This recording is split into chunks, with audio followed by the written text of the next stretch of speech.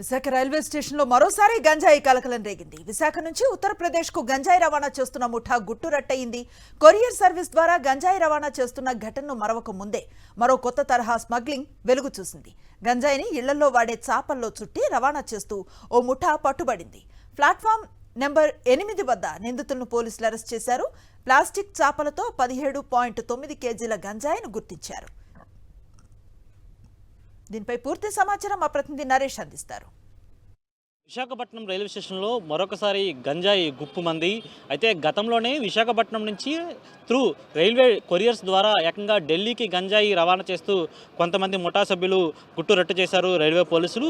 అయితే ఇప్పుడు మరొకసారి అదే తరహాలో అంటే గంజాయి రవాణా చేస్తున్న క్రమంలో ఎక్కడికక్కడ ఆ ముఠాలను పట్టుకుని ఉంటే సరికొత్త ముఠాలు పుట్టుకు వస్తున్నాయి. అదేవిధంగా కొత్త తరహాలో మోసాలకు పాల్పడుతూ వస్తున్నారు. ఈ ప్రస్తుతం అయితే విశాఖపట్నం రైల్వే స్టేషన్లో ఏకంగా ఇంట్లో ఉపయోగించే చేపల నడుమ, ఎందుకంటే చేపలకు సంబంధించి చాలా వరకు కూడా ఇంట్లో ఉపయోగించే వస్తువులను వినియోగిస్తున్నారు ఈ ముఠా సభ్యులు. అలాంటి తరహాలోనే సుమారు 13 చేపలను కొనుగోలు చేసి ఆ 13 చేపలలో 6 చేపలలో కూడా మధ్యలో గంజాయి పెట్టి రవాణా చేస్తున్నట్లుగా రైల్వే పోలీసులు గుర్తించారు. ప్రస్తుతం మనం విశాఖపట్నం రైల్వే స్టేషన్ చూస్తున్నాం. ఇప్పుడు కూడా వేలాది మందితో చాలా రద్దీగా ఉంటుంది.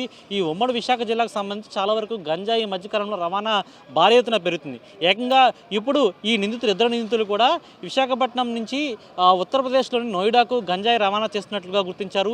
ఈ చేపలలో మధ్యలో సుమారు 17.9 కిలోల గంజాయిని పెట్టి రవాణా చేస్తున్నట్టు గుర్తించారు. ఏజెన్సీ ప్రాంతం నుంచి నర్సీపట్నం నుంచి అనకాపల్లి మీద విశాఖపట్నానికి అనేక గంజాయి రవాణా జరుగుతున్నట్లుగా గుర్తించారు. అనేక కేజీలు, 100 కేజీలు గంజాయి ఎప్పటికప్పుడు పట్టుబడుతూ వస్తుంది. అయితే ఈ మధ్యకాలంలో చాలా వరకు కూడా గంజాయి రవాణా భారీ ఎత్తున పెరిగిపోతూ వస్తున్నట్టుగా తెలుస్తుంది. ఈ లగేజ్ ముఠాలు ఏవైతే ఉంటాయో, ముఖ్యంగా కొరియర్ సర్వీసుల ద్వారా ఢిల్లీకి పంపించిన కావచ్చు, లేకపోతే ఇప్పుడు నోయిడా ప్రాంతానికి ఈ విధంగా చేపల నడుమ చాలా వరకు కూడా గంజాయిని బాక్సుల్లా ఏర్పాటు చేసి ఒక మూట కట్టి 13 చేపల మధ్య 6 చేపలకు మధ్యలో ఈ గంజాయిని పెట్టి తరలిస్తున్నట్టు గుర్తించారు. ఈ విధంగా ఇంకెన్ని తరహాలో ఈ విధంగా గంజాయి రవాణా చేస్తున్న అంశంపై కూడా పూర్తిగా దర్యాప్తు చేస్తున్నారు పోలీసులు.